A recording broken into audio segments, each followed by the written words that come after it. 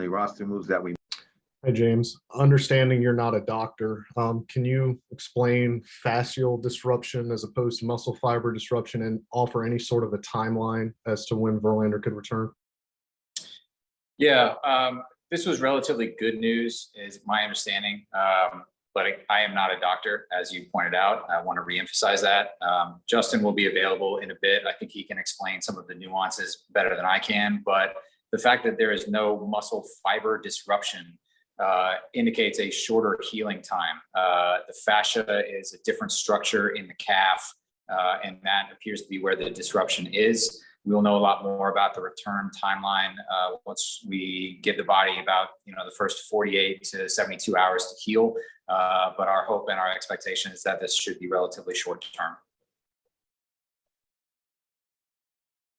Okay, Mark. James, how does this affect your rotation? That's something we're actively working through right now with our pitching coaches. We have been fortunate enough all season to have 6, sometimes even more starting pitchers who can help us go out there and win ball games.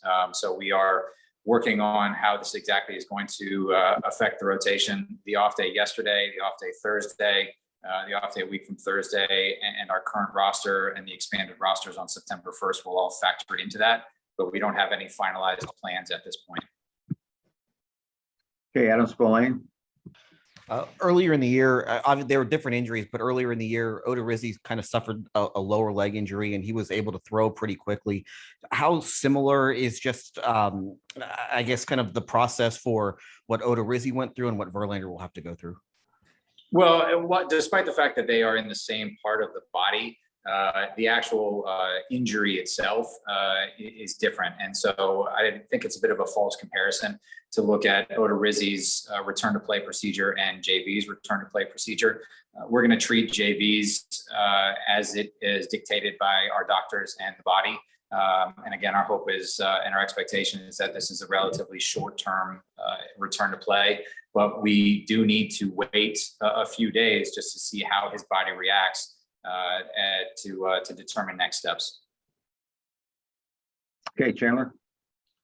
James, given the luxury you guys have given yourselves in the West and the record you have, would you be willing to exercise more caution with him? Just bring him along slower, that sort of thing?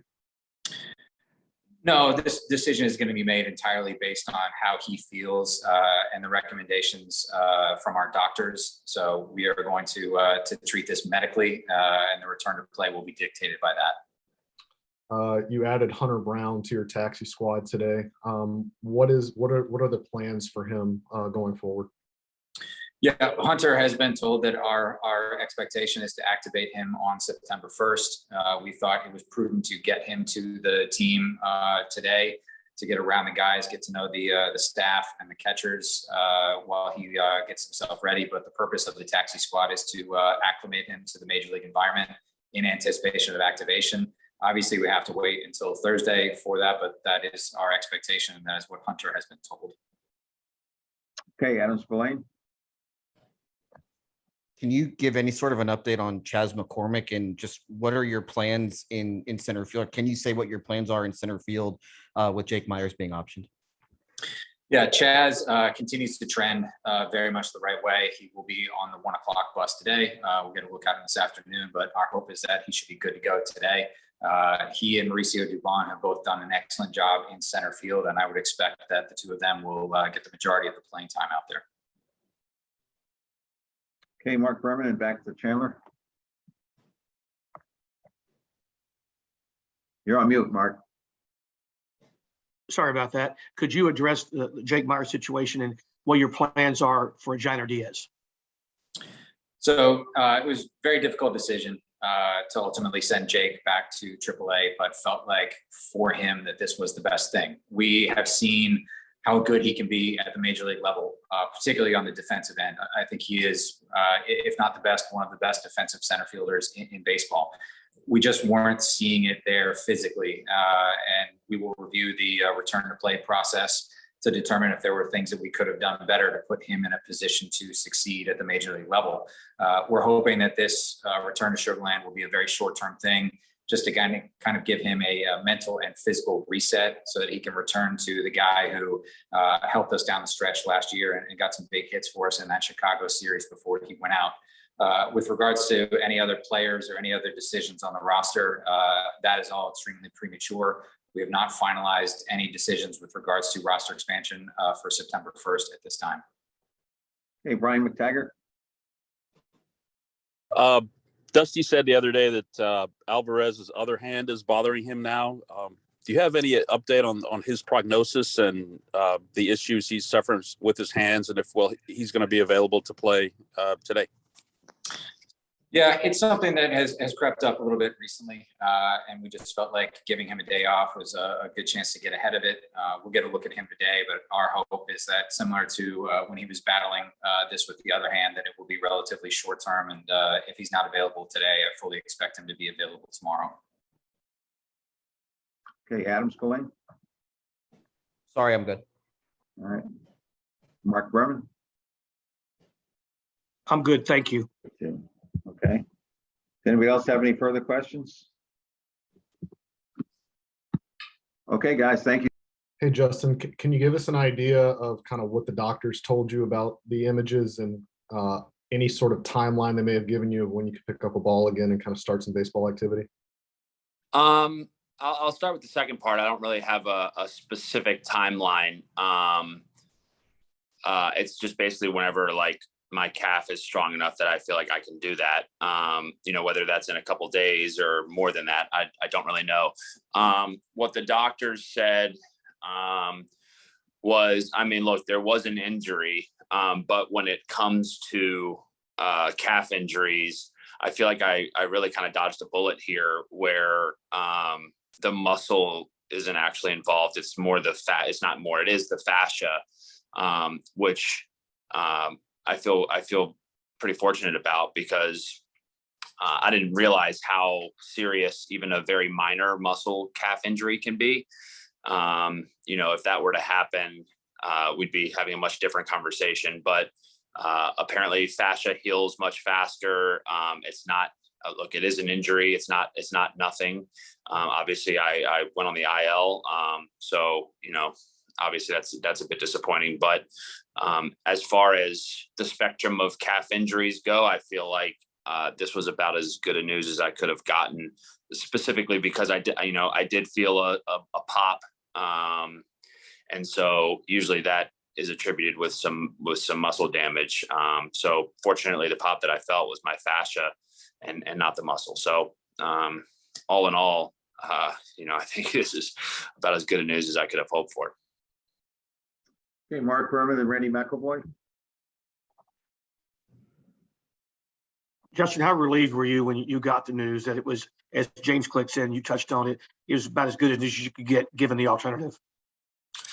I think I was more relieved. I guess I didn't, nobody really told me, or I didn't really know how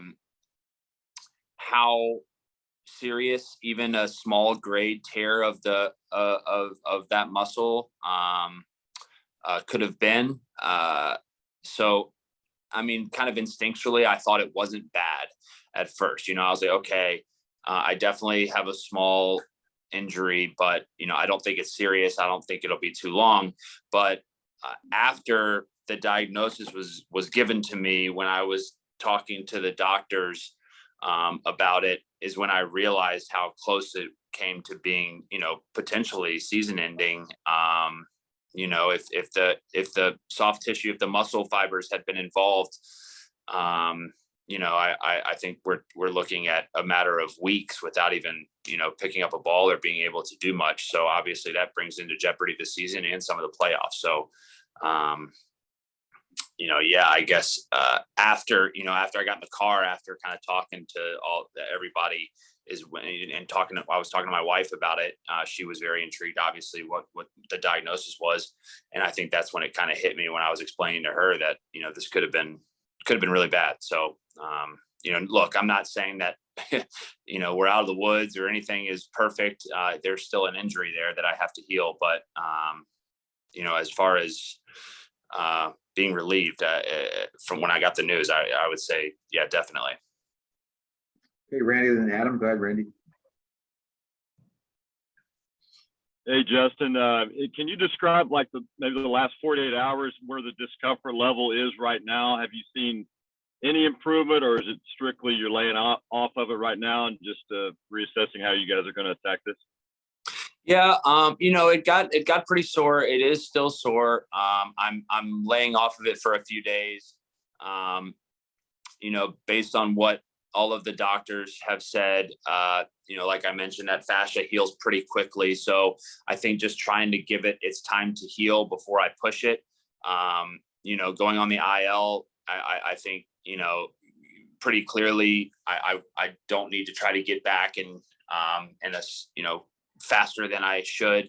Like I said, there's no exact time frame, but it did get fairly sore. It is still a bit sore, but I would say each day, even the day after, it's been getting better fairly quickly. So, I mean, these are all good signs. I noticed I have more range of motion. My gait is getting better. Calf is such a tough muscle. I see why it's difficult to rehab, because you don't really have many other muscles to support yourself when you're like walking and stuff. As opposed to like a hamstring or groin or other lower extremity muscles, you have a lot of supporting cast that can help you move around. With that calf, when it doesn't want to work, man, it's really hard to walk. So that's, to me, a big indication of how I'm feeling. Is each day when I wake up and get out of bed, it's like, okay, I feel like I can walk a little more normal today without any pain. So, and that's happening very quickly. Okay, Adam. Thank you. Can you kind of just describe what happened on that play? And did you have any, inclination to maybe try and stay in the game, or did you know right away that you needed to come out? Yeah. So, I feel like very rarely does the game catch me, by surprise anymore. I feel like I've kind of ingrained most of the typical muscle memory type, cover first base when the ball's hit over here, go there type of thing. I found myself on that play kind of spectating, thought the ball was going to be thrown into second base, and, wasn't sure if he was going to tag or not. And then all of a sudden there ends up being this, rundown that I wasn't really expecting. And I kind of look over to first base as Mullins was running to second, and there was nobody there as Yuli was trailing into second. I didn't have the wherewithal to think, okay, well, if there's two runners at second, it doesn't really matter what happens. I just thought, oh my gosh, what if he turns around after Yuli throws the ball and there's nobody at first base? So I went to go sprint to first. And as soon as I kind of dropped step to go run, I felt a pop right in the middle of my calf. So, I mean, I initially was like, okay, well, definitely something's wrong. Let me just walk it off the field and reassess. And kind of as I was walking off the field, it just started tightening up a little bit more and more. And as I was walking through the dugout, I just told Jeremiah, hey, come talk to me down under the tunnel, and told him what happened. It was pretty immediate. I think I knew right away that I shouldn't stay in the game. There was, there's always a little part of you that thinks I want to try to pitch through this, but I don't think that's ever a smart thing to listen to. It's only gotten me in trouble in the past. So, I've learned from those mistakes, and, I think it was pretty clear that I shouldn't be in the game anymore. Did they say to you what type of damage could have been done had you stayed in the game? No. Okay, Mark Berman. Justin, obviously with the season you're having, this is disappointing, but given all that you've been through to get to this point, does it make this disappointment easier to deal with? I think throughout the course of the season, look, you never want to spend time on the IL. In an ideal world, but if this can be a shorter stint and I can just do my 15 days, and this is not what I'm saying time frame wise. The time frame is based on how I heal, but I'm optimistic that can be quick.